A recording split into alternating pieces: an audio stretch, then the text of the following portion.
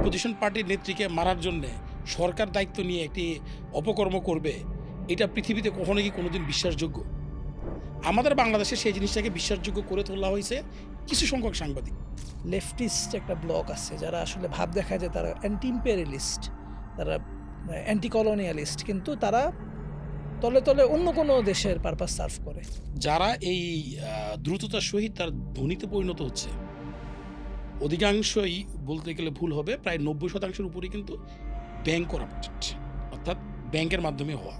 একটা বাজেট সমপরিমাণ অর্থের চেয়ে বেশি অর্থ বিদেশে পাচার হয়ে গেছে।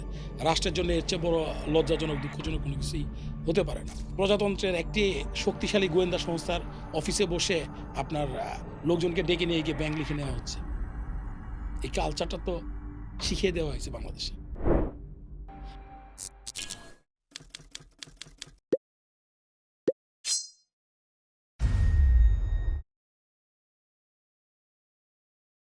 সালামু আলাইকুম ওয়া রাহমাতুল্লাহি ওয়া বারাকাতুহু। সুপ্রিয় দর্শক, রাজনৈতিক আলাপ জরুরির আজকের পর্বে আমাদের মধ্যে অতিথি হিসেবে উপস্থিত হয়েছেন সাফায়াতুল্লাহ রহমত, সাবেক ছাত্রনেতা এবং chairman QS Tex Knitwear Limited, রাজনৈতিক বিশ্লেষক এবং বিএনপির বর্তমান যেই থিংক ট্যাঙ্ক যারা বিজনেস নিয়ে চিন্তা করেন, কাজ করেন, তাদের মধ্যে একজন। সালামু আলাইকুম ওয়া রাহমাতুল্লাহ। ভাই কেমন আছেন? ওয়ালাইকুম আসসালাম। সাফায়াত ভাই কেমন আছেন? আলহামদুলিল্লাহ ভালো আছি। আপনি ভালো আছেন? আলহামদুলিল্লাহ। ভাই, আপনার সাথে আলাপ করার আগে একটা ছোট্ট গল্প বলে নিই। সেটা হচ্ছে, রিসেন্টলি আমি একটা প্রপোজাল পাইছি। আমার এগ্রিকালচারে আগ্রহ আছে। আমাদের এই ধরনের ব্যবসা আছে। তো যেহেতু আমাদের এই ধরনের ব্যবসা আছে, আমার কিছু জমি-টমিও আছে বাবার সূত্রে পাওয়া। তো প্রপোজালটা হচ্ছে এরকম যে, আমাকে একটা অ্যাগ্রো প্রজেক্টের বিজনেস প্রপোজাল উনাদেরকে দিতে হবে। দেওয়ার পরে ধরুন ৳১০,০০,০০,০০০ র একটা লোন আমাকে ওনারা পাস করে দিবে। তো ৳১০,০০,০০,০০০ লোন পাস করে দেওয়ার পরে যেটা করতে হবে সেটা হচ্ছে, উনাদেরকে এটা খুব এক্সপ্লিসিটলি বলেন নাই, কিন্তু ইমপ্লিসিটলি বলছেন যে, এর মধ্যে ধরেন ৳৫,০০,০০,০০০ আপনি রাখলেন, ৳৫,০০,০০০ আপনি আমাদেরকে দিলেন। তো যে ৳৫,০০,০০,০০০ দিলাম, তারপরে কি হবে, ৳৫,০০,০০,০০০ আমার কাছে থাকলো। এখন আমার যে জমি আছে, জমির দাম খুব বেশি হইতে হবে এরকম না। ৳১,০০,০০,০০০ হইলেও হবে, শেষ। আর এত বেশি দাম, জমির দাম দেখানোর দরকার নাই। তো ৳১,০০,০০,০০০ র জমি আমার কাছে ৳৫,০০,০০০ থাকলো। এখন ধরেন আমি যদি টাকাটা শোধ নাও করতে পারি, তাহলে ৳১,০০,০০,০০০ জমি নিয়ে নিবে। আমার তো ৳৪,০০,০০,০০০ লাভ থাকলো। একদম আমি প্র্যাকটিক্যাল বলছি। আমি উনাকে উত্তরটা দিছিলাম যে, "ভাই, আমি তো আমার জীবনে আল্লাহর রহমতে আমি কখনো আমার ছেলে-মেয়েদের মুখে কোনো হারাম খাবার ঢুকাই নাই। এটা আমার ঢুকানোরও ভবিষ্যতে কোনো ইচ্ছা নাই। এমনি ব্যাংক লোন নিয়েই আমরা নেই না। সুদ সুদটাকে আমরা ঠিক মনে করি না এই কারণে। আপনি যেটা বলতেছেন এটা তো অনেক ভয়ংকর জিনিস।" তো এটা আমার ফার্স্ট হ্যান্ড এক্সপেরিয়েন্স, এবং আমি তারপর দেখলাম যে উনি আমাকে অনেক ছবি পাঠাইছিলেন। সবগুলো ডিলিট করে দিছেন উনি সব। মেসেজ-টেসেজ সব ডিলিট হয়ে গেছে। আর কথা হচ্ছিল ফোনে। আমার প্রশ্ন হচ্ছে যে, এই যে ব্যাংক থেকে টাকা চুরির নতুন পদ্ধতি আমরা দেখছি। নতুন পদ্ধতি কেন বললাম? যে ১৯৭১ সালে থেকে ৭৫ পর্যন্ত এক ধরনের ব্যাংক চুরি আমরা দেখছি, ব্যাংক ডাকাতি আমরা দেখছি। যারা শেখ মুজিবুর রহমানের ছেলেরা করছেন। এখন আমরা আসলে এই শেখ পরিবারের, শেখ হাসিনা, শেখ রেহানা, তাদের অন্য আরেক রকমের ব্যাংক চুরি আমরা দেখছি ১৭ বছরের। এই জিনিসটা কি এখনো আছে? আসলে আপনি যে কোয়েশ্চেনটা করছেন, আপনি নিজেই কিন্তু আপনার অনেকটা উত্তর দিয়ে দিয়েছেন। এগ্রো বেস যে বিজনেসের কথা আপনি বললেন যে ৳১,০০,০০,০০০ আমার সম্পত্তির মূল্যায়ন। আমি একটা প্রকল্প তৈরি করলাম। সরকার কৃষি খাতে সবসময় প্রণোদনা দিয়ে থাকে এবং সকল সরকারই কৃষি খাতে একটি লোনের ব্যবস্থা রাখে আমাদের কৃষকদেরকে বা এই খাতটাকে আরো এগিয়ে নিয়ে যাওয়ার লক্ষ্যে। আপনি দেখেন পৃথিবীর অন্যান্য দেশের তুলনায় কোটিপতি দ্রুততার সহিত ধনী হওয়ার যে একটি রেট, আমরা যেটাকে আপনার ক্রমবর্ধমান হারে যদি বলি, সর্বাধিক কিন্তু আমাদের বাংলাদেশে। এবং যারা এই দ্রুততার সহিত তার ধনীতে পরিণত হচ্ছে, অধিকাংশই বলতে গেলে ভুল হবে, প্রায় ৯০% উপরেই কিন্তু ব্যাংক করাপ্টেড, অর্থাৎ ব্যাংকের মাধ্যমে হওয়া। ব্যাংকের তারলতা সংকট যেটি তৈরি হয়েছে, সেই তারলতা সংকট কিন্তু এই একটি কারণে। কারণ ওই যে আপনি যে কথাটা বললেন, আপনাকে বলা হয়েছে যে আপনাকে ফেরত দেয়া লাগবে না। অর্থাৎ আমরা যারা আমানতকারী বা আমাদের মতো যারা ক্ষুদ্র, ক্ষুদ্র আমানতকারীরা সেখানে অর্থটা আমানত হিসাবে রেখেছে, তাদের অর্থটাই কিন্তু আপনাকে ঋণ হিসাবে দেয়া হয়েছে। কেন? আপনি সুদ আসলে এই ঋণ পরিশোধ করবেন, সেখান থেকে আমাকে লভ্যাংশ দিবে, আমি আমার অর্থ ফেরত পাবো। আপনি আজকে শরিয়া ভিত্তিক ব্যাংক বলেন আর বাণিজ্যিক ব্যাংক বলেন, ব্যাংকগুলোর সামনে যে গ্রাহকদের দীর্ঘ একটি লাইন দেখেন। পরিমাণ মতো অর্থ দিতে পারছে না কিংবা যে অর্থটা তারা জমা রেখেছে সেটিও ফেরত পাচ্ছে না। এই যে আজকে ব্যাংকে টাকা রাখাটা সবচেয়ে নিরাপদ ছিল একসময়। আজকে ব্যাংকে টাকা রেখে গ্রাহকদের যে দ্বারে, দ্বারে ঘুরতে হচ্ছে, সেটি এই যে একটি কুচক্রী মহল যারা আপনার মেসেজটা ডিলিট করে দিয়েছে, যারা আপনাকে অর্থের প্রলোভন দেখিয়েছে, এই জাতীয় প্রলোভনকারীদের কারণেই কিন্তু প্রলোভন প্রদানকারীদের কারণেই কিন্তু আজকে এই অবস্থাটা সৃষ্টি হয়েছে। এবং আপনি সেই প্রলোভনের ফাঁদে পা দেননি, আলহামদুলিল্লাহ। কিন্তু দেখা যাবে যে ৯৯% ই এই প্রলোভনের ফাঁদে পা দিয়েছে। আর আমরা সেই দেশ, যে দেশে ১০ পয়সা মূল্যের একটি কয়েন ৳২০০ টাও বিক্রি হয়েছে। হুম, নিশ্চয়ই আপনার জানা আছে এই গল্পটি। জি। অর্থাৎ অর্থ তৈরি করার জন্যে আমাদের ব্রেইনই যথেষ্ট। বাজারে আপনি গেলেন ১০ পয়সার একটি কয়েন নিয়ে গিয়ে বললেন যে, "আপনাদের কাছে কয়টা ১০ পয়সার কয়েন আছে? আমি কিনতে চাই ২৫ পয়সা করে।" তৎপরবর্তীতে পার্শ্ববর্তী দোকানে গেলেন, গিয়ে বললেন যে, "আমি ৫০ পয়সা করে কিনতে চাই।" ওই ৫০ পয়সা করে যখন আপনি কিনলেন, ওই ৫০ পয়সা কিনার পর আরেক দোকান থেকে যখন আপনি ৳১ করে কিনলেন, তখন সেই ২৫ পয়সার লোক সে আবার ওই অন্যান্য দোকান থেকে কিন্তু ৫০ পয়সা করে কিনা শুরু করল। আর ৳১ লোক সেও কিনা শুরু করল। এই ধাপে, ধাপে কি হলো? এলাকাবাসী পুরোটাই তৈরি হয়ে প্রস্তুত হয়ে গেল ১০ পয়সা কিনা নিয়ে। আর আমি কি করলাম? সেই ১০ পয়সাটা ১ম এ কিনলাম ২৫ পয়সায়, পরে কিনলাম ৫০ পয়সায়, তারপরে ৳১, তারপরে ৳২, ৳১০, ৳২০, ৳৫০ কিনার পরে সব টাকাগুলো আমি ৳৭৫ করে বিক্রি করে দিলাম। মাঝখানে যারা এই অর্থ লোভের আশায় বাকি সঞ্চয়গুলা করল, পয়সাগুলা সঞ্চয় করল অতিরিক্ত টাকা দিয়ে, তারা কিন্তু সবাই ধস নেমে গেল। তো শেয়ার অ্যাজ লাইক বাজারের শেয়ার বাজার, শেয়ার বাজারের গল্প বলতেছেন। অ্যাজ লাইক শেয়ার বাজার। তো ওরকমই আপনার ব্যাংকিং সেক্টরটা তো একইভাবে ছোট্ট প্রলোভনের ফাঁদে পা দিয়ে ঋণে গিয়েছে। সেই ঋণটা ধাপে, ধাপে, ধাপে, ধাপে বাড়তে, বাড়তে এমন একটা পর্যায়ে গিয়েছে যে আপনার ফেরত দেওয়ার কোনো অপশন আর নেই। সে খেলাপি ঋণ নিয়ে চলে গেল বিদেশে অর্থ নিয়ে। ভুগতেছি কারা? আমরা, বাংলাদেশে। আমার প্রশ্নটা কিন্তু আসলে এই জায়গাটাতে ছিল না। আমার প্রশ্নটা ছিল যে তখন যেরকম আমরা জানতাম যে একজন গডফাদার আছে। টু বি মোর প্রিসাইজ একজন গডমাদার আছে বা একাধিক গডমাদার আছে। তো এরা তো এখন নাই, পালায় গেছে দেশ ছেড়ে। তো এই ঘটনাটা এখনো কেন ঘটতেছে? আমার প্রশ্নটা হচ্ছে এটা যে কে এখনো পলিটিক্যাল ব্যাকআপটা দিচ্ছে? মানুষ হিসাবে আমরা প্রকৃতিতে বিশ্বাস করি। আর প্রকৃতির সবচেয়ে একটি অমোঘ একটি সত্য বাক্য হচ্ছে, "শূন্যস্থান কখনো শূন্য থাকে না।" রাজনৈতিক অঙ্গনেও একই জিনিস। শূন্যস্থান কখনো শূন্য থাকে না। হয়তোবা যোগ্যতর লোক সে চেয়ারে আসবে অথবা অযোগ্যরা সেই চেয়ারে গিয়ে বসবে। গডফাদার চলে গিয়েছে, গড ভাই তৈরি হয়েছে। গড মাদার চলে গেছে, গড সিস্টার তৈরি হয়েছে। আচ্ছা। এভাবেই তো তৈরি হবে। সরকার প্রধানকে দায়িত্ব নিতে হবে যে এই godfather, god mother, god brother, god sister কতটা কম তৈরি করা যায়। রাজনৈতিক অঙ্গনের নেতৃবৃন্দের সাথে সরকারের সাথে ২ ধরনের লোকের চলাফেরা সবচেয়ে বেশি। সুবিধাভোগী এবং চামচা টাইপের লোকজন। এই ২ এর বিপরীতে কিন্তু চলাও সম্ভব না। এখন আমি একজন নেতা হিসাবে আমি চিন্তা করব কম সুবিধা ভোগকারী লোককে আমার পাশে রাখতে পারি কিনা। অধিক সুবিধা ভোগকারী বা অধিক চামচাকারী লোককে যদি আমি রাখি, তাহলে যে আপনি যে কথাটা বললেন, আবারও নতুন, নতুন গডফাদার, গডমাদার, গডব্রাদার, গড সিস্টার সৃষ্টি হবে।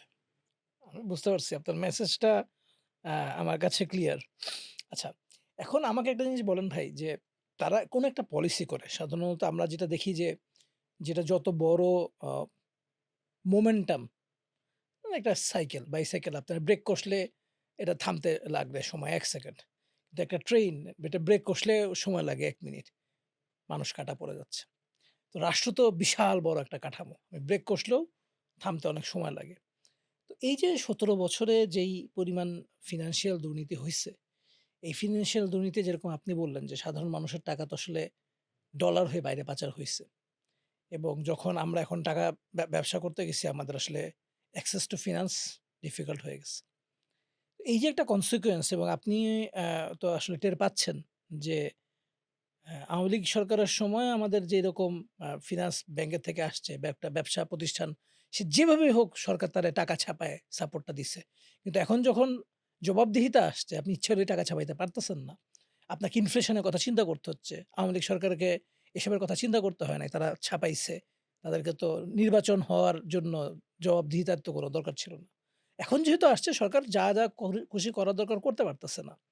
ফলে যেটা হইছে যে ধরেন আমরা ব্যবসায়ীদের চারপাশে থেকে দেখি আমরা যেরকম ডেটা সেদিকে দেখলাম যে মধ্যবিত্তের ক্রয় ক্ষমতা 25% কমছে।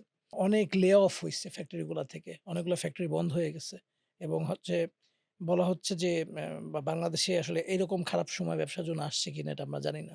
তাহলে এই যে অ্যা একটা ব্রেক ধরছে সেই ধরার পরে আসলে এটা মানে আমরা ওই দিকে আগায় যাচ্ছি। আমরা এখান থেকে বেরোতে পারতেছি না।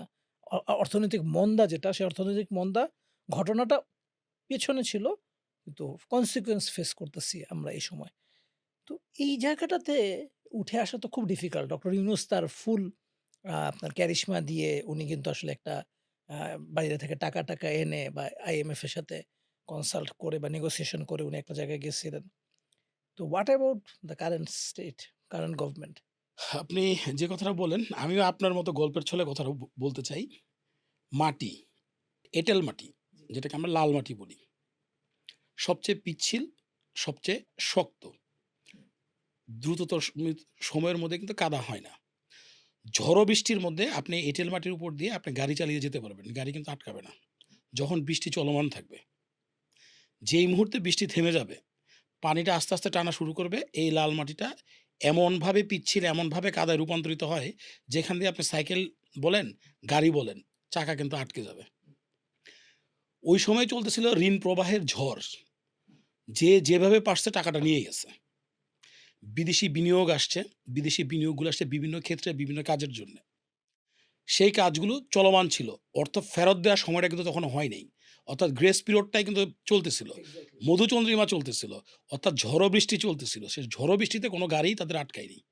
ঝড়ো বৃষ্টির পর যখন নতুন সরকার ক্ষমতায় আসছে, তখন কিন্তু সেই অর্থ প্রবাহটা নেই, ঋণ প্রবাহ নেই, বিদেশি বিনিয়োগ নেই। অর্থাৎ ঝড় বৃষ্টি থেমে যাওয়ার পরের যে লাল মাটির মাঠ, সেটি এখন এইখানে। রাষ্ট্রযন্ত্র যদি একটি গাড়ি হয় আপনার কথা মতো, সে পিচ্ছিল পথ পার দিতে গেলে এখন পদে, পদে তার নিয়ন্ত্রণ হারাবে, পদে, পদে থেমে যাবে, পদে, পদেই এই চাকাটা দেখবেন যে আপনি কাদার মধ্যে আটকে যাচ্ছে। একজন দক্ষ ড্রাইভারের তার সহযোগীদের নিয়ে সবচেয়ে বড় চ্যালেঞ্জ হচ্ছে সে কাদামাটির রাস্তাটা পিচ্ছিল পথটা পাড়ি দিয়ে আবার কিভাবে সড়কে উঠা যায়। এক্সাক্টলি। আর আমাদের সরকার তার যারা অর্থনীতিবিদ বা তার অর্থ বিশ্লেষক কিংবা তার পাশে যারা আছেন, যাদেরকে নিয়ে কাজ করছেন, তাদেরকে নিয়ে এই চ্যালেঞ্জটা কিভাবে মোকাবেলা করে দেশকে আবারও একটি অর্থনৈতিক প্রবাহের রাস্তায় অর্থাৎ তারল্যতা, দেশের বাজারে তারল্যতা থাকবে, আর্থিক তারল্যতা থাকবে।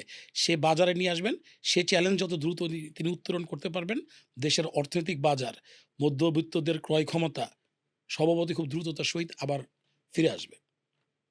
মানে তার মানে আমি যা বুঝলাম সেটা হচ্ছে আপনি আসলে হোপফুল মানে উনার তারেক রহমানের কারেন্ট যে টিম উনার চারপাশে যারা আছেন যে তারা এটা তো খুব ডিফিকাল্ট জিনিস। আপনি যেটা বলছেন যে ভয়ংকর কাদার মধ্য দিয়ে যায় থকথকা কাদা আটকায় যাবে।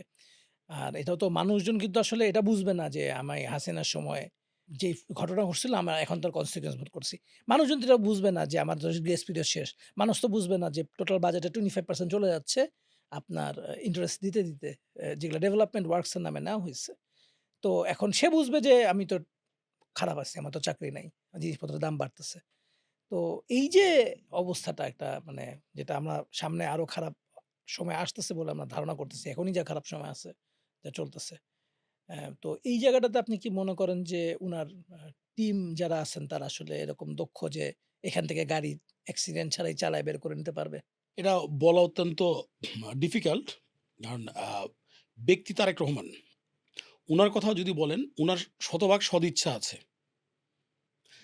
বাংলাদেশের ইতিহাসে সর্ববৃহৎ জানাজার ইতিহাস গড়েছিলেন শহীদ রাষ্ট্রপতি জিয়াউর রহমান। তৎপরবর্তীতে বেগম খালেদা জিয়া সকল রেকর্ডকে ছাড়িয়ে গেছেন। তারেক রহমানের একটা অভিপ্রায়, একটা অভিব্যক্তি। উনি রাষ্ট্রের জন্য এই কাজটুকু করতে চান যেন উনার মৃত্যুর পরে উনার বাবা-মায়ের চেয়ে উনার জানাজা তাদেরকে ছাড়িয়ে যায়। অর্থাৎ সারা বাংলাদেশব্যাপী উনার শূন্যতাটা অনুভব হয়। সেরকম কিছু তিনি দৃশ্যমান করে যেতে চান। তার সেই আগ্রহটা তার মধ্যে আছে। ওই যে আমি আপনাকে বললাম যে পাশে থাকা লোকজন সুবিধাবাদী এবং চামচা শ্রেণীর লোকজন। এখন এই সুবিধাবাদী এবং চামচা শ্রেণীর লোকজনের মধ্যে যারা আছে তাদেরকে নিয়েই তো পথ চলতে হবে। সবাই তো আর আপনি এর বাইরে না।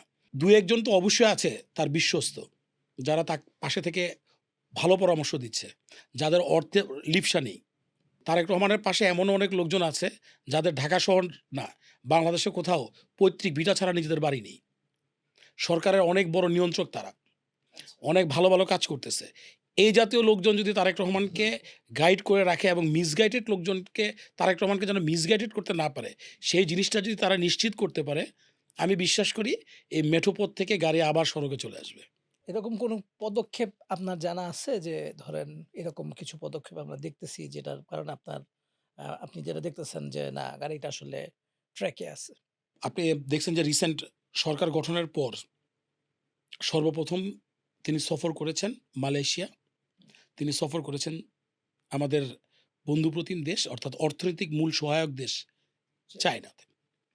দুটি সফরেই বেশ কিছু এমইউ স্বাক্ষরিত হয়েছে। আমরা আশা করি সেটা দ্রুত বাস্তবায়নও ঘটবে। আমাদের যে অনুন্নত খাতগুলো, কৃষি খাতকে কিভাবে আধুনিকায়ন করা যায়? চীন কৃষিতে বিপ্লব ঘটিয়েছে। আপনি দেখেন চুক্তির মধ্যে আছে কৃষি খাতে বিনিয়োগ এবং আমাদের যে তথ্য প্রযুক্তি সহায়তা নেয়া। অর্থাৎ চায়নার যেই আধুনিক পদ্ধতিতে যে চাষাবাদ করতেছে, সেই মেশিনারিজ এবং তথ্য টেকনোলজিটা। টেকনোলজিটা বাংলাদেশে আমদানি করার জন্যে বা তাদের কাছ থেকে গ্রহণ করার জন্যে। এবং আমাদের বিভিন্ন সেক্টরে বিনিয়োগের ব্যাপারে, অর্থনৈতিক বিনিয়োগের ব্যাপারে বলা হয়েছে। তারাও আগ্রহ প্রকাশ করেছে। বিভিন্ন সেক্টরে আমাদেরকে বিনিয়োগ করবেন এবং যেই ঋণগুলো গত সরকারের আমলে নেয়া ছিল, যেগুলো গ্রেস পিরিয়ড শেষ ২০২৬ এ যেগুলো টাকা দেওয়া পরিশোধ করা শুরু করার কথা ছিল, সেগুলো যেন আমরা একটু কিছুদিন পর থেকে দিতে পারি, সে ধরনের একটি সুবিধা ব্যাপারেও কিন্তু আলাপ আলোচনা হয়েছে। অর্থনৈতিক চাকাকে স্বাভাবিক রাখার জন্যে যাবতীয় যা পদক্ষেপ নেয়া দরকার, এই সরকার ক্ষমতায় আসার পর সেটি কিন্তু করছে। আপনি বললেন, আমি আপনার কথা সূত্র ধরেই বলতে চাই ১৭ বৎসর। এটা ১৭ বছর বললে ভুল হবে। আপনাকে আরেকটু আগে যেতে হবে। অর্থাৎ মঈনুদ্দিন ফখরুদ্দিনের আমলের যেই সকল আমলা বা যেই সকল হর্তাকর্তারা রাষ্ট্র পরিচালনার দায়িত্বে ছিলেন, আওয়ামী লীগ সরকার ক্ষমতায় আসার পরপর তারাও কিন্তু বিদেশ চলে গিয়েছেন। পর্যাপ্ত পরিমাণ অর্থ নিয়েই তারা গিয়েছেন। অর্থাৎ ১৭ বছরের আগে ২ বছরও কিন্তু আপনাকে যোগ করতে হবে। ওটা হচ্ছে ২ বছর। এই যে লম্বা সময়ে অর্থগুলো চলে গিয়েছে, যে অর্থগুলো বাংলাদেশে ফেরত আসার সম্ভাবনা আমি জানি না, যেভাবে সরকার চেষ্টা করতেছে হয়তোবা ৫% ১০% বা ২০% অর্থ ফেরত আসবে। যা মূল অর্থের কিছুই না। একটা বাজেট সমপরিমাণ অর্থের চেয়ে বেশি অর্থ বিদেশে পাচার হয়ে গেছে। রাষ্ট্রের জন্য এর চেয়ে বড় লজ্জাজনক, দুঃখজনক কোনো কিছুই হতে পারে না। এই যে আপনার সরকার চেষ্টা করতেছে বিদেশি বিভিন্ন সংস্থার সাথে কথা বলে, রাষ্ট্রপ্রধানদের সাথে কথা বলে সেই অর্থগুলো কিভাবে পাচারকৃত অর্থগুলো কিভাবে ফেরত আনা যায়, বাংলাদেশে কিভাবে একটি বিনিয়োগের স্বাভাবিক পরিবেশ তৈরি করা যায়। বিনিয়োগের ১ম শর্ত বা অর্থনৈতিক সচ্ছলতার ১ম শর্ত কিন্তু একটি নিরবিচ্ছিন্ন শান্ত পরিবেশ। যেই জিনিসটির অভাব কিন্তু বাংলাদেশে বরাবর পরিলক্ষিত হয়। আপনি ৭১ থেকে ২০২৬ যখনই বলেন যে সরকারি ক্ষমতায় আসুক, এখানে আওয়ামী লীগ, বিএনপি, জাতীয় পার্টি, জামাত বা আপনার সদ্য গঠিত এনসিপি বা অন্য কোনো ইয়ে না। যেকোনো সময় সবসময় দেখবেন যে একটি মহল থাকেই যারা হচ্ছে আপনার একটা বিশৃঙ্খলা তৈরি করবে রাষ্ট্রের মধ্যে। রাষ্ট্রের উন্নয়নকে বাধাগ্রস্ত করার জন্যে। আসলে যে তারা নিজেদের স্বার্থসিদ্ধির জন্য রাষ্ট্রের উন্নয়ন বাধাগ্রস্ত করতেছে স্বল্প টাকার জন্য, সেই জিনিসটা কিন্তু তারা বুঝে না। শ্রম আন্দোলনগুলো যেগুলো হচ্ছে বা আমি এটা তো হাজারো উদাহরণ আছে, আপনি বুঝতে পারতেছেন। এই যে সিচুয়েশনগুলো তৈরি করতেছে, রাষ্ট্রপ্রধান যতই চেষ্টা করুক না কেন, এই জিনিসগুলোকে যদি দমায়ে রাখতে না পারে, রাষ্ট্রের স্বাভাবিক যদি একটা পরিবেশ তৈরি করে রাখতে না পারে, তাহলে বিদেশি বিনিয়োগও আসবে না, অর্থনৈতিক তারল্যতাটাও আসবে না, নতুন বিনিয়োগও আসবে না। কোনোভাবেই সম্ভব না।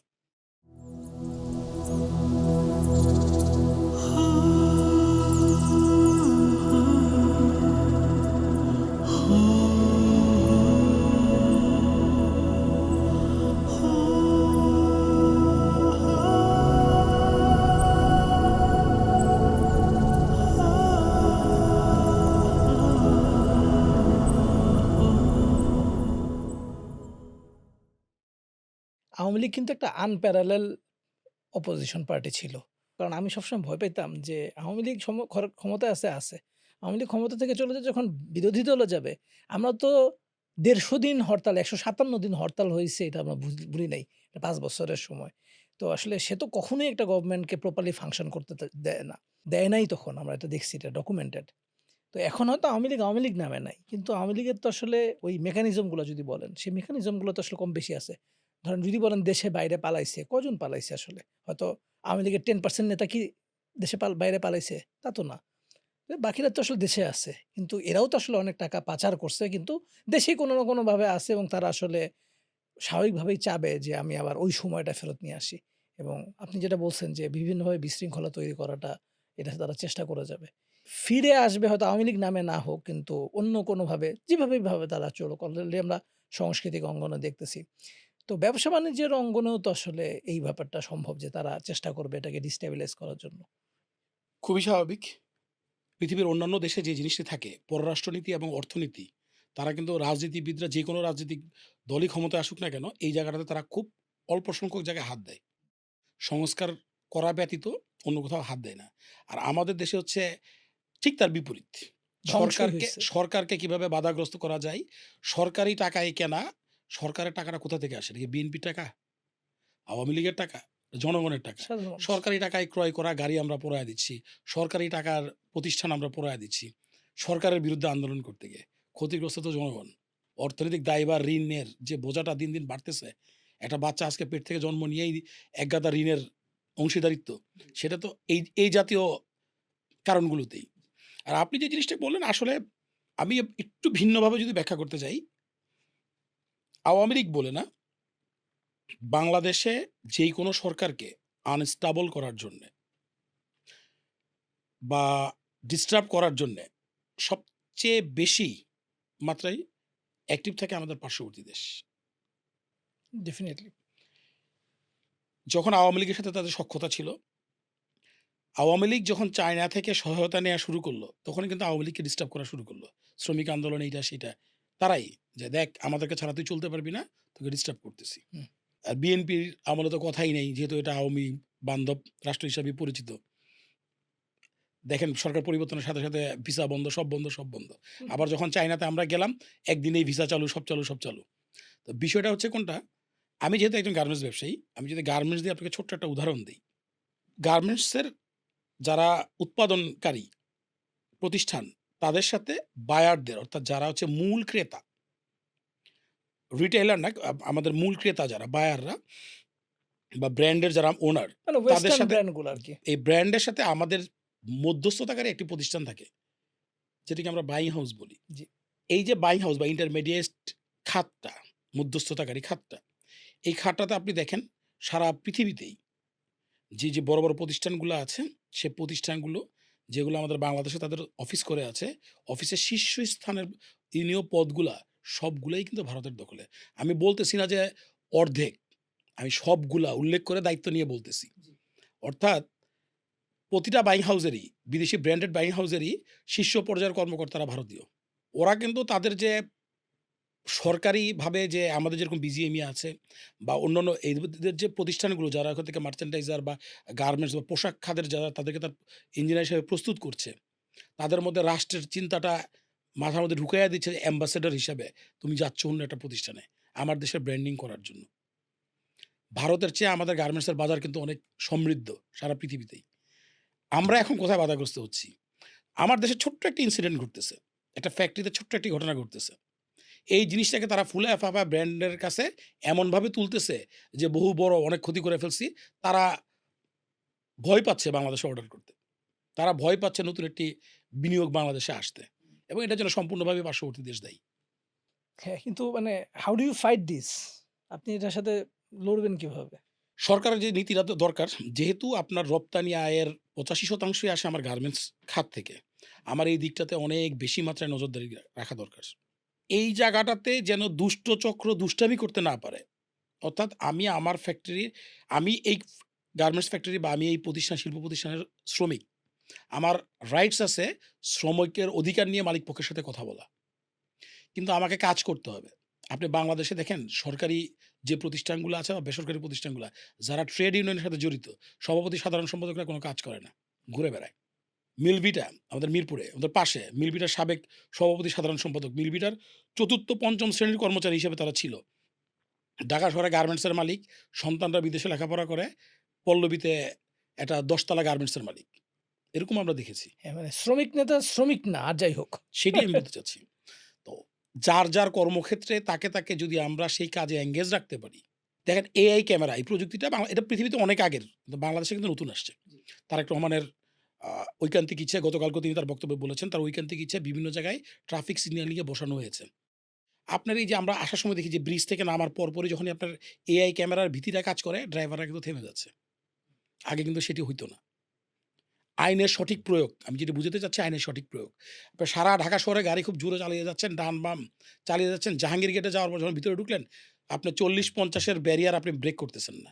আবার যখন জিয়া কলোনি দিয়ে বের হয়ে আপনি এয়ারপোর্ট রোডে ঢুকতেছেন, আবার আপনি আপনার মতো ডান-বাম করে গাড়ি চালাচ্ছেন। অর্থাৎ সেখানে আইনের সঠিক প্রয়োগ আছে। রাষ্ট্রের কাছে আইন আছে, কিন্তু সেই আইনের সঠিক প্রয়োগ নেই। সেই আইনের সঠিক প্রয়োগ যদি থাকে, সর্বক্ষেত্রেই রাষ্ট্র উন্নত হইতে বাধ্য। ইনফ্রাস্ট্রাকচারও তো একটা বড় প্রবলেম বাংলাদেশে। যেমন ধরেন আজকেই বিজনেস স্ট্যান্ডার্ড একটা নিউজ দেখলাম যে মেশিনটা 10 পিএসআই গ্যাস প্রেশারে অপারেট করার কথা। এখন সেটা অপারেট করতে বাধ্য হচ্ছে 1.5 পিএসআই গ্যাস প্রেশারে। তার মানে ধরেন আসলে শিল্পের জন্য আমাদের যে পরিমাণ গ্যাসের দরকার সেই গ্যাস আমাদের নাই। তো আমরা এলএনজি ইম্পোর্ট করতেছি। এই রিসেন্ট ইরান আমেরিকা কনফ্লিক্ট এর মধ্যে এলএনজিও আপনি কাতার থেকে কিনতে পারতেছেন না। স্পট মার্কেট থেকে কেনা লাগতেছে, ডাবল প্রাইসে কেনা লাগতেছে। তো ফলে আমাদের যে এনার্জি সভরেনিটি আমরা তো এনার্জি সভরেন কান্ট্রি না। আমাদের তো ডিপেন্ডেন্সি আছে। আবার যদি আমরা বলি শিল্প কারখানা, আমরা শিল্প সমৃদ্ধ হইতে চাই। এটার জন্য তো এনার্জি জ্বালানি খুব বড় একটা ইস্যু। তো আমি একটার কথা বললাম। এরকম আরো বেশ কিছু ইনফ্রাস্ট্রাকচার প্রবলেম আমাদের বাংলাদেশের আছে। এইগুলাকে কিভাবে সলভ করা যায়? দেখেন, আমি আবারও ধন্যবাদ জানাবো বর্তমান গণপ্রজাতন্ত্রী সরকারের বর্তমান প্রধানমন্ত্রী তারেক রহমানকে। যুগান্তকারী কয়েকটি সিদ্ধান্ত কিন্তু ইতিমধ্যে তিনি দিয়েছেন। আচ্ছা।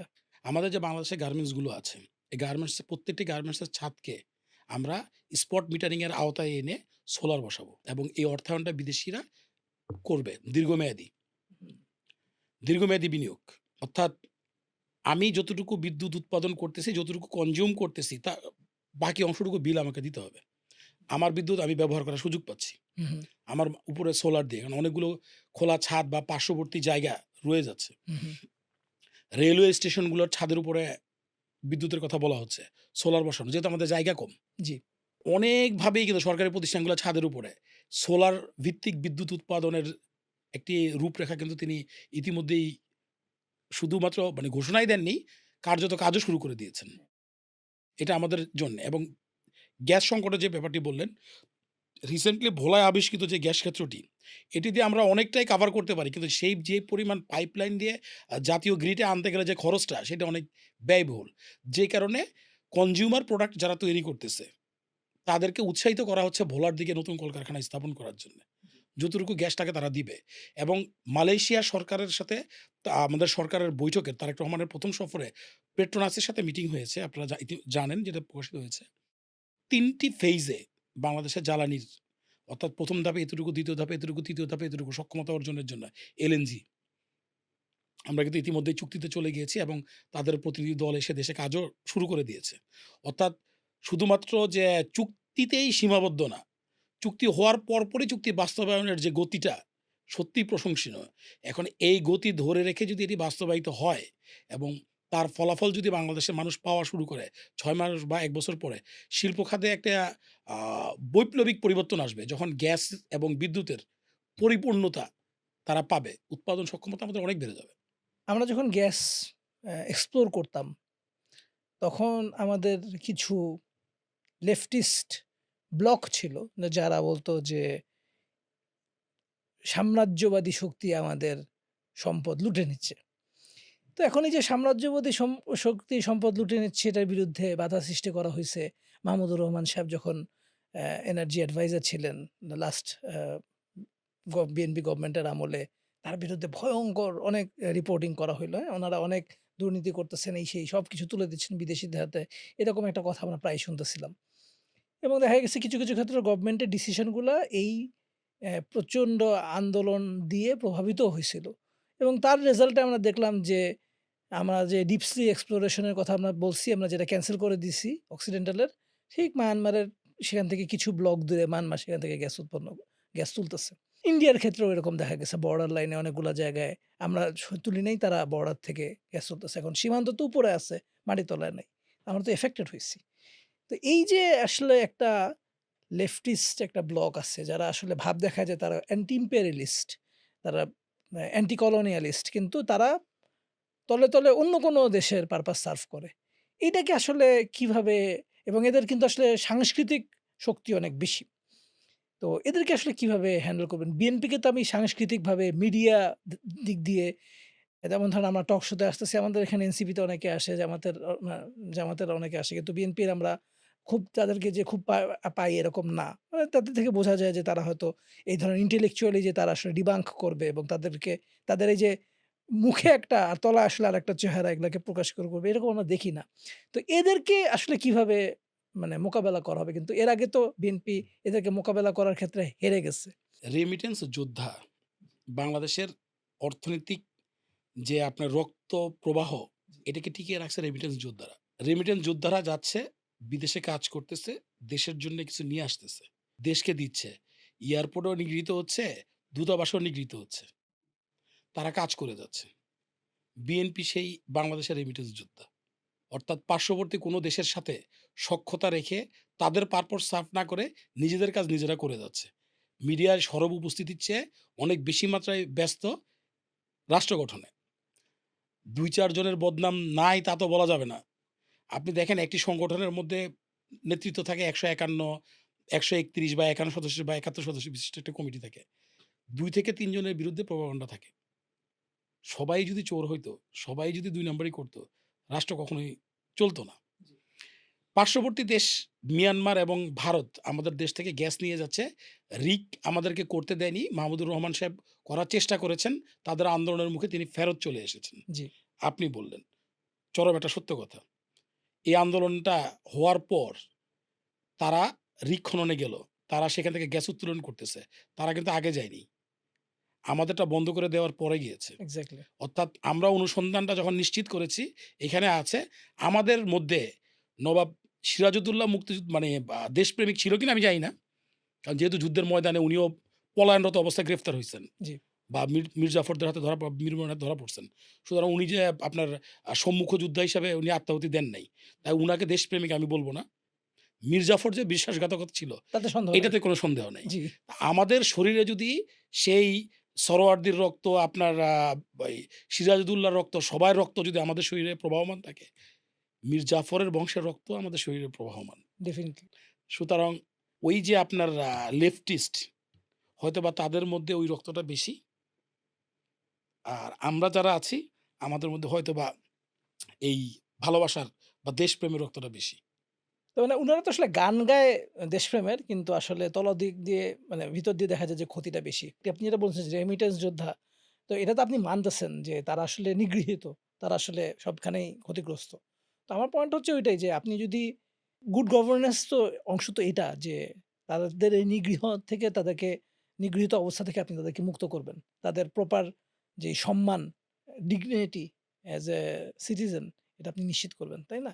রাষ্ট্রের চোখ বলে একটি কথা আছে। রাষ্ট্রের চোখ অর্থাৎ বিবেক।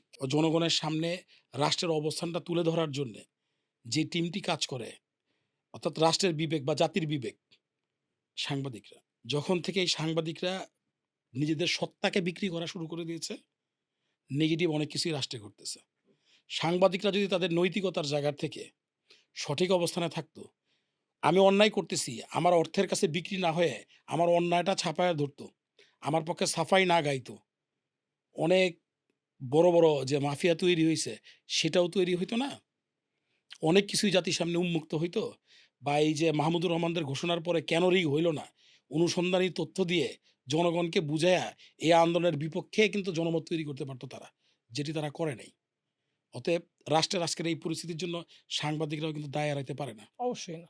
আপনি যেটা বলতেছেন এক্সাক্টলি যে এই সাংবাদিকদেরকে আপনি একই সাথে তাদেরকে পাস্ট গভর্নমেন্টের মতো কন্ট্রোলও করতে পারবেন না। আবার তাহলে আপনার সংবাদপত্রের স্বাধীনতার উপর হামলা আসবে। আবার আপনি যদি আমার দেশের মতন অনেক পত্রিকা তারা বন্ধ করে দিচ্ছে, টিভি চ্যানেল বন্ধ করে দিচ্ছে, সেটা আপনি করতে পারবেন না। কিন্তু আবার তারা যে দুষ্টামিগুলা করতেছিল, সেই দুষ্টামি কিন্তু এখনো তাদের চালু আছে। এখনো কিন্তু এই সিনিয়র সাংবাদিকরা যা করছিল সেটা। তো এই জায়গাটাতে ধরেন কিভাবে ব্যালেন্স করা যায় যে জাতির বিবেক হিসেবে তারা কাজ করবে, আবার একই সাথে তারা আসলে পাশের জাতির বিবেক হয়ে আমাদেরকে ধ্বংস করবে না। দেখেন বাংলাদেশের আজকে যে পরিস্থিতিটা সৃষ্টি হয়েছে এটা একদিনে না। দীর্ঘদিনের একটি পথ চলার ধারাবাহিকতা। সাংবাদিকতার ক্ষেত্রেও কিন্তু লেজুড়া বৃত্তি সাংবাদিকতা একদিনে শুরু হয়নি। দীর্ঘদিনের একটি কালচার। আমরা দেখতে পেয়েছিলাম যে একজন প্রধানমন্ত্রী বক্তব্য দিচ্ছেন, তার সামনে বিভিন্ন পত্রিকার সম্পাদকরা বসে আছেন। সেখানে প্রধানমন্ত্রী আপনাকে শাড়িতে সুন্দর লাগছে। ধন্যবাদ। এ জাতীয় প্রশ্ন আমরা শুনেছি। যে প্রশ্ন আসা দরকার সেই প্রশ্ন কিন্তু আসে নাই। জজ মিয়া নাটকের কথাটি বললেন, এটা 'প্রথম আলোর' পত্রিকা। তারা ১ম এই জিনিসটাকে মানুষের সামনে তুলে নিয়ে আসলো। আমি আপনাকে একটা সামান্য প্রশ্ন করি। আজকে আমরা একটা স্টুডিওতে বসে আছি। স্টুডিওটা আপনার সেটআপ। আপনি এটিকে রান করতেছেন। আপনি স্বভাবতই এটিকে আরো ভালোভাবে রান করার চেষ্টা করবেন। এটাই বাস্তবতা। আপনি আপনার স্টুডিওতে একটি অনুষ্ঠান চলাকালীন সময়ে বা সুন্দর একটা অনুষ্ঠান চলাকালীন সময়ে আপনি নিশ্চয়ই উঠে গিয়ে আপনি আপনার ক্যামেরা ভাঙচুর করবেন না, অথবা আপনার ক্যামেরাম্যানকে ঘাড় ধরে ধাক্কা দিয়ে বের করে দিবেন না। তাহলে অনুষ্ঠান বিঘ্ন ঘটবে। রাষ্ট্র পরিচালনার ক্ষেত্রেও ওইটাই। ওই সময় বিএনপি সরকার ক্ষমতায়। সুন্দরভাবে রাষ্ট্র পরিচালিত হচ্ছে। ওই মুহূর্তে অপোজিশন পার্টির নেত্রীকে মারার জন্যে সরকার দায়িত্ব নিয়ে একটি অপকর্ম করবে, এটা পৃথিবীতে কখনো কি কোনোদিন বিশ্বাসযোগ্য? আমাদের বাংলাদেশে সেই জিনিসটাকে বিশ্বাসযোগ্য করে তোলা হইছে কিছু সংখ্যক সাংবাদিক। যারা হচ্ছে পার্শ্ববর্তী দেশের অর্থের লোভে পড়ে গিয়ে একের পর এক ধারাবাহিক সিরিয়াল নিউজ করে মানুষকে খাওয়ানো শুরু করে দিয়েছিল। হ্যাঁ। ইভেন আমরা বিএনপি পরিবারের সন্তান হওয়ার পরেও অনেক পরিবারেরই বাবা-মারা বিশ্বাস করা শুরু করে দিয়েছিল জিনিসটি। রোহিঙ্গা। আপনার বাবা, আমার মা, আপনার মা, পার্শ্ববর্তী মানুষ ২ চোখ জোরে কান্না করে নিজেদের কাপড়-টাপড় দিয়ে দিচ্ছে রোহিঙ্গাদেরকে। রোহিঙ্গা তো বিস্ফোরা হয়ে রয়ে গেল। আমরা যেটার প্রতি আবেগ দেখাই, মানুষের কাছ থেকে শুনে সাংবাদিকরা ফুলায়া ফাঁপায়া তোলে, আমরা সে আবেগে ভেসে যাই। বাস্তবতার দিকে আমরা যাই না। এই যে নষ্ট আবেগটা আমাদের মধ্যে তৈরি করে দিচ্ছে। ট্রু। সোশ্যাল মিডিয়া আবিষ্কৃত হয়েছিল পারস্পরিক যোগাযোগ করার জন্যে। এখন সোশ্যাল মিডিয়াই হচ্ছে আপনার একটি ঘটনার পরবর্তীতে তারাই হচ্ছে বিচারক, তারাই হচ্ছে জাজ, তারাই বিচার পরবর্তী রায়ে কি হবে সব। পত্রিকাগুলা, দেশের সবচেয়ে কাটতি পত্রিকাগুলা নিউজগুলো আপনি দেখেন। মনে করেন আপনি গ্রামে আপনার সন্তানের নাম রাখছেন বিদেশি একটা প্লেয়ারের নামে, অথবা একটা নায়কের নামে, অথবা একটা নায়কের নামে। কোথাকার কোন একজন আব্বাস রোড অ্যাক্সিডেন্টে মারা গেল।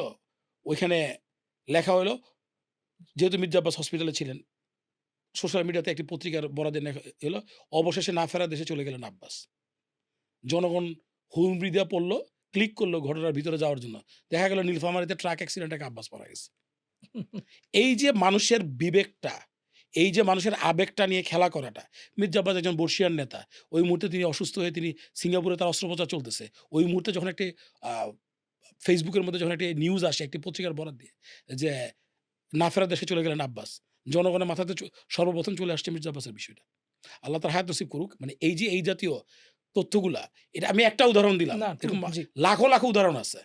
এই জিনিসগুলো যে তৈরি হচ্ছে, আমাদের বিবেককে যতক্ষণ পর্যন্ত আমরা জাগ্রত করতে না পারবো, ততক্ষণ পর্যন্ত আপনি এইটার কোনো উত্তরণ সম্ভব না।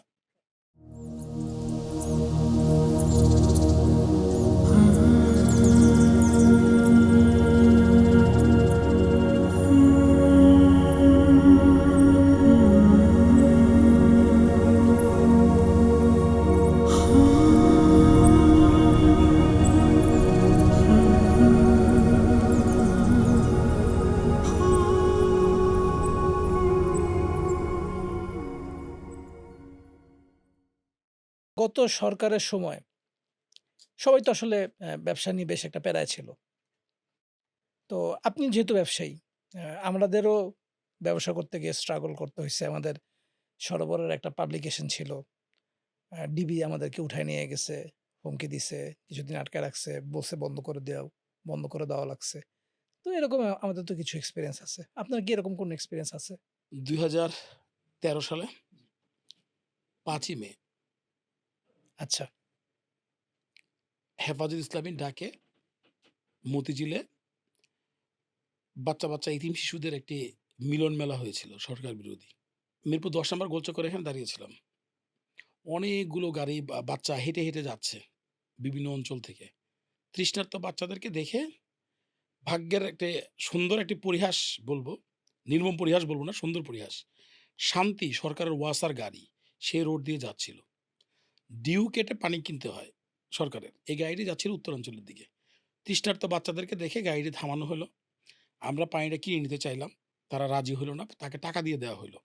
সিসিটিভি ফুটেজ কিন্তু সেটি প্রমাণ দিয়েছে যে তার হাতে আমি টাকা দিচ্ছি। সেখান থেকে কয়েক কেস পানি নিয়ে বাচ্চাদেরকে দেয়া হলো। ট্রাক চলে গেল। রাতের বেলা ঢাকা শহরে বিভিন্ন জায়গায় গন্ডগোল-টন্ডগোল হইলো। মতিঝিলে একটি নারকীয় হত্যাকাণ্ডের ঘটনা ঘটল। তৎপরবর্তী ৩ দিনে অনেকগুলা মামলাতে অর্থায়নের অভিযোগে আমার বিরুদ্ধে মামলা হলো। আমি কিন্তু পানি বিতরণ করেছি। অন্য কিছু না। মামলা হলো। তারই ধারাবাহিকতায় ২৩শে মে রাতের বেলা আমার বাসায় অভিযান পরিচালিত হলো। কুমিল্লা থেকে ১ জন, গাইবান্ধা অঞ্চল থেকে ৩ জন। মোট ৪ জনকে আমার বাসার ভিতর থেকে গ্রেফতার দেখানো হইলো সশস্ত্র অবস্থায়। আচ্ছা। তাদেরকে গ্রেফতার দেখাইছে। তারা কোথা থেকে নিয়ে আসছে তাদেরকে এনে আমার বাসায় ঢুকিয়ে তারপর তাদেরকে বের করল। সুন্দর নাটক। এই যে এত সুন্দর, সুন্দর নাটকের দৃশ্যায়নগুলা হইতো, পুলিশ কেন নাটক করবে? পুলিশ কেন সিনেমা করবে? বিগত সরকারের আমলে বাংলাদেশ পুলিশের অর্থায়নে বাংলাদেশে চলচ্চিত্র নির্মিত হইছে। বাংলাদেশ পুলিশের চলমান অফিসাররা, বিসিএস ক্যাডার অফিসাররা সেটিতে অভিনয় করেছে। আপনারা নিশ্চয়ই দেখেছেন। এই যে নাটক, পুলিশের মধ্যে নাটক ঢুকাইয়া দেওয়া, জঙ্গি নাটক তৈরি করা বা আপনারা এই যে যেটা বললেন যে আপনারা সঠিক তথ্য প্রচার করতে গিয়েছিলেন, আপনাদেরকে যদি বন্ধ না করলে তাদের সেটি তো হচ্ছে না। নাটক তৈরি করতে হবে। যত বেশি প্রেশারাইজড করতে পারবে, তত বেশি মেডেল পাওয়া যাবে। এই টেনডেন্সিটা ভিতরে চলে আসার পরেই তো আপনার সব মহিরুহ তো হয়ে গেছিল সবাই। তো মানে এমনি এক্সপেরিয়েন্স হচ্ছে ধরেন আপনি যেটা বললেন যে এরকম একটা ঘটনা। কিন্তু আমি ধরেন বিজনেস ওয়াইজ এর কথা বললাম। তো ধরেন আপনি আসলে আপনার আমি একটা আমি ভ্যালুস কিন্তু আপনাকে সেই উদাহরণটা দিলাম। আমি আমাকে দিয়ে উদাহরণ দিয়েছি। বাংলাদেশের ঠিক তেমনি একটি বড়সড় একটা গার্মেন্টসের ব্যবসায়ী। তাকে কিন্তু উত্তরা থেকে গ্রেফতার করা হয়েছে জঙ্গি অর্থায়নের অভিযোগে। সে কিন্তু দেশেও ছিল না। তার বায়ারদের সাথে মিটিং চলতেছিল। মিটিং চলাকালীন অবস্থায় ধরে নিয়ে গেছে। বায়াররা ভয়ে পালিয়ে গেছে। দেশে আর আসেই নেই। অনেক জাতীয় পত্রিকায় সেসব নিউজগুলো ছিল তখন, জানেন। পাশাপাশি অনেক বড়, বড় ব্যবসায়ীদেরকে ডেকে নিয়ে গিয়ে জোরপূর্বক ব্যবসা দখল করে নেওয়ার ঘটনা কিন্তু ঘটেছে বাংলাদেশে। এইটাও জানেন। আমাদের যে আপনার ভয়েস ওভার টেলিফোনের যে লাইসেন্স দেয়া শুরু করল, তখন যখন লাইসেন্স দিল, নৌবাহিনীর একজন অফিসার ছিল সাবের শরীফ। তার ভাই সোহেল শরীফ এই লাইসেন্সের ১ম গ্রাহিতা।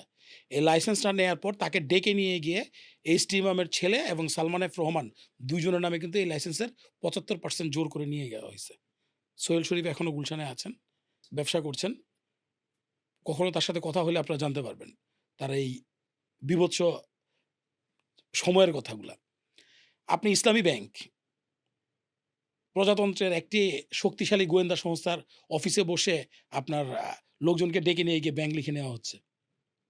এই কালচারটা তো শিখিয়ে দেওয়া হয়েছে বাংলাদেশে। তাই না? তো ব্যবসায়িকভাবে কতটুকু ক্ষতিগ্রস্ত হওয়া যায় তার তো আর বলার অপেক্ষা রাখে না। হ্যাঁ, আমরা কিছু ব্যবসায়ী ব্যবসা করেছি। আমি নিজেও ব্যবসা করেছি। কিন্তু সেটি কোনটি? যেইখানে আমার সুনির্দিষ্টভাবে একটি টেন্ডারে অংশগ্রহণ করেছি, আমি লোয়েস্ট হয়েছি, আমি কাজ পাবো। সেই কাজও কিন্তু আমাদেরকে দেয়া হয় নাই। আচ্ছা। আমরা ব্যবসা করতে পেরেছি কিভাবে? কারণ আপনি এই কোম্পানির নির্দিষ্ট কোম্পানির আপনি মাইক্রোফোনটি কিনবেন। এই মাইক্রোফোন কোম্পানিটির বাংলাদেশের প্রতিনিধি আমি। যার ফলশ্রুতিতে যখন আপনি আপনার স্পেক্টের মধ্যে এই মাইক্রোফোনটি উল্লেখ করেছেন, বাংলাদেশে প্রতিনিধি হিসাবে আমার কাছ থেকে আপনি কিনতে বাধ্য ছিলেন। অন্য প্রতিষ্ঠান সাপ্লাই দিয়েছে আমার কাছ থেকে নিয়ে। আমি সেই ব্যবসা করেছি। বুঝতে পারছি। মানে কিন্তু ওই যে সরকারের যে টাকা বাঁচতো যদি সরকার ডাইরেক্ট কিনতো, এই জায়গাগুলোতে তারা অনেক বেশি দুর্নীতির সুযোগ ছিল। আপনার উন্নয়ন তো কম করে নাই। হুম, আপনি তো এই কথা বলতে পারবেন না যে আওয়ামী লীগ আমলে উন্নয়ন হয় নাই। পর্যাপ্ত উন্নয়ন হয়েছে। এই উন্নয়নটা কিসের উন্নয়ন হয়েছে? আপনার এই যে রাস্তাঘাটগুলা করেছে দেখেছেন যে পৃথিবীর ইতিহাসে সবচেয়ে বেশি দামি সড়ক ঢাকা-মাওয়া। প্রতি কিলোমিটারের ব্যয় দেখেছেন। আপনি আমাদের এলিভেটেড এক্সপ্রেসওয়ে বা আদার্স সবগুলাই। প্রকল্প ব্যয় ৳৬৪ কোটি। পরবর্তীতে সেটি বাড়তে ৯০০ কোটিতে গিয়ে ঠেকে। ৳১৩,০০০ প্রকল্প ব্যয় গিয়ে ঠেকে হচ্ছে ৳৩৭,০০০ কোটি। একটি অহেতুক একটি ৭ বছর জনগণকে কষ্ট দিয়ে গাজীপুরের বিআরটি রোডটি করল। ভোগান্তির কথা নিশ্চয়ই মনে আছে যদি ওই রোডে গিয়ে থাকেন। তো এই যে আপনার ভোগান্তি দিয়ে অর্থগুলা তৈরি বের করে নিয়ে গেছে, সকল অর্থই তো বিদেশে। আপনি একটি কথা বললেন যে আওয়ামী লীগের ১০% বিদেশে আছে। মানলাম ১০% বিদেশে আছে। যারা আওয়ামী লীগের শীর্ষ পর্যায়ে রাজনীতি করেছে, তাদের সন্তান কয়জন বাংলাদেশে আছে? ব্যবসা করেছে তাদের সন্তান কয়জন বাংলাদেশে আছে? বাংলাদেশ থেকে বিদেশে অর্থ পাচারের সবচেয়ে সুন্দর এবং সবচেয়ে বেশি ফ্যাসিলিটিস কিন্তু ২ টা জায়গায়। একটা হচ্ছে শিক্ষা খাত, একটা হচ্ছে চিকিৎসা খাত। সন্তানকে বিদেশে পাঠায় দেন। ওর উন্নত জীবনযাপনের জন্য তার খরচের বাবদ টাকা পাঠাচ্ছেন। বৈধ চ্যানেলে খুবই কম, অবৈধ চ্যানেলে খুব বেশি। চিকিৎসার জন্য ঘোষণা দিয়ে নিয়ে যাচ্ছেন $10,000, ওইখানে গিয়ে বিল দিচ্ছেন $25,000, $50,000। এই অর্থগুলো তো চলে যাচ্ছে। এগুলো তো ফেরত আসতেছে না। হ্যাঁ, মানে আসলে এটাই লাগে যে ধরেন আপনি যে কথা বললেন যে এক্সপেরিয়েন্স বিজনেস গুলা যে যোগ্য ব্যবসায়ী এই বাংলাদেশ স্যাটেলাইট কোম্পানির বিএসসিএল এর যে সিইও উনার সাথে একদিন কথা হচ্ছিল। উনি বললেন যে এই প্রকল্পটা আসলে ফিজিবল হইতো যদি এটাকে ৳২৫,০০,০০,০০০ প্রকল্প ৳২৫,০০,০০,০০০ করা যেত। এখন ৳২৫,০০,০০,০০০ প্রকল্প আসলে করা হইছে ৳১০০,০০,০০,০০০। ফলে দেখা গেছে যে এই বিজনেস করে আসলে তো আপনাকে ৳২৫,০০,০০,০০০ প্রপার হইলে সে ৳২৫,০০,০০০ করে ৳২৫,০০,০০,০০০ আপনাকে লাভ দিতে পারত। কিন্তু ৳১০০,০০,০০,০০০ হইলে তো আপনাকে সে লাভ দিতে পারবে না। তো এটা বাংলাদেশের জন্য একটা অপূরণীয় ক্ষতি হয়ে গেছে। এখন আমরা আল্লাহর কাছে দোয়া করি আল্লাহ যেন আমাদেরকে এই অবস্থা থেকে ঘুরায় দেন এবং আমাদেরকে এমন লিডারশিপ দেন যে আসলে এই কঠিন সময় দিয়ে আমাদেরকে পার করে নিয়ে যেতে পারবে এটার জন্য। আমি কিন্তু আমরা সিনসিয়ারলি আসলে তারেক রহমানের জন্য, বাংলাদেশের সরকারের সফলতার জন্য দোয়া করি। কারণ এটা আমাদের সবার স্টেক এখানে। যে কথাটি বললেন তারেক রহমানের নেতৃত্বে বা আমাদেরকে দুর্নীতির শিখরে পুষতে হবে। বাংলাদেশ থেকে আমি দুর্নীতি বন্ধ করে দিব। যত কঠোর পদক্ষেপ নেই না কেন আমার পক্ষে দুর্নীতি এই মুহূর্তে বন্ধ করা সম্ভব না। বাস্তবতা যেটা আপনাকে মানতে হবে। দুর্নীতি দমন কমিশনের চেয়ারম্যানের দুর্নীতি দমন কমিশনের অনেকের বিরুদ্ধেই মামলা হইছে অর্থের ব্যাপারে, হুম, জানেন। যেখানে দুর্নীতি বন্ধ করার জন্য আপনি কমিশন করছেন তারাই এই অর্থ নিচ্ছে। তো সে জায়গায় আপনি দুর্নীতি বন্ধ করার স্বপ্ন দেখছেন কিভাবে? আমাদের বাংলাদেশে দুর্নীতি যদি বন্ধ করতে হয়, আপনাকে চলে যেতে হবে একদম শিকড়ে। শিকড়টা কোথায়? খুঁজে পাবেন কি আপনি শিকড়? একটা বাচ্চা তার মায়ের পেটে এসেছে কিনা সেটা দেখার জন্যে আমরা দোকান থেকে একটা কিট কিনি প্রেগন্যান্সি টেস্টের জন্যে। সেই কিটটি কি অরিজিনাল না ডুপ্লিকেট সেটার জন্য আমাকে ৩ বার ভাবতে হচ্ছে।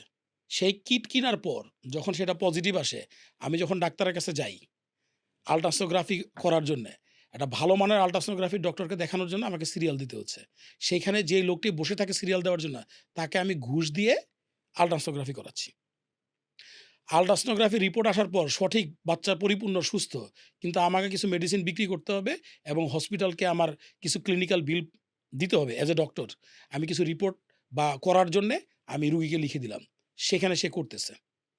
সেই বাচ্চা যখন পেটে আসছে স্বাভাবিক ভাবে জন্মগ্রহণ করার মতো অবস্থাতে থাকার পরেও হসপিটাল কর্তৃপক্ষের লাভের কথা চিন্তা করে, ডাক্তারের লাভের কথা চিন্তা করে আমরা তাকে অপারেশন করে বের করতেছি। সুস্থ স্বাভাবিক বাচ্চা যে স্বাভাবিকভাবে শ্বাস নিতে পারতেছে, তাকে আমরা ইনকিউবেটরে পাঠাচ্ছি। অর্থাৎ একটা বাচ্চা ভ্রূণ হিসাবে তার জীবন যুদ্ধে আমরা জানি যে ১০ কোটি ভ্রূণ থেকে একজন আসে পেটে। সে পেটে এসেই দুর্নীতির মধ্যে জড়ায়া গেল।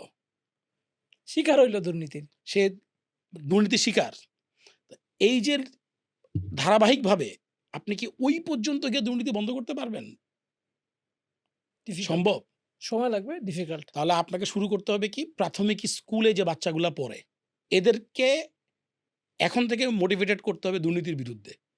তারপর দেখা যাবে যে ২০ বছর পরে, ২৫ বছর পরে একটি সমৃদ্ধশীল দুর্নীতিমুক্ত বাংলাদেশ আপনি পাচ্ছেন। ট্রু। অ্যা ডেফিনিটলি আশা করা যায় যে এটা হবে ইনশাআল্লাহ। ইনশাআল্লাহ। ইনশাআল্লাহ। আমরাও প্রত্যাশা করি।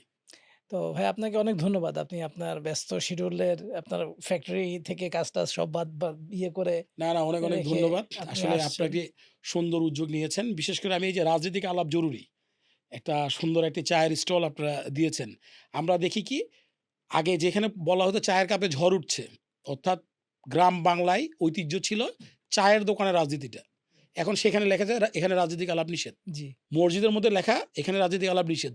যে মসজিদে বসে আমাদের নবী করিম সাল্লাল্লাহু আলাইহি সাল্লাম এবং তার সাহাবীরা কিংবা আমাদের রসুলরা রাষ্ট্র পরিচালনা করেছে, সেখানেও রাজনৈতিক আলাপ নিষেধ। তো সেরকম আপনার একটা সুন্দর একটি স্টুডিওতে এই যে রাজনৈতিক আলাপ জরুরি, চায়ের কাপ বা পুরাতন যে ঐতিহ্যটা আপনারা তুলে নিয়ে আসছেন, অর্থাৎ চায়ের কাপে আবারও যে রাজনীতিটা প্রয়োজন, মানুষের মধ্যে রাজনৈতিক সচেতনতাটা প্রয়োজন, এই জিনিসটা অনুধাবন করে একটা সুন্দর একটি আপনারা আবহ তৈরি করেছেন এবং সুন্দর একটি অনুষ্ঠানের আয়োজন করেছেন। আমার ব্যক্তিগত পক্ষ থেকে আপনাদেরকে অনেক, অনেক অভিনন্দন জানাচ্ছি এবং আপনাদের এই অনুষ্ঠানের উত্তরোত্তর সাফল্য কামনা করছি। ধন্যবাদ আপনাকেও। আসসালামু আলাইকুম ওয়া রাহমাতুল্লাহি ওয়া বারাকাতুহু।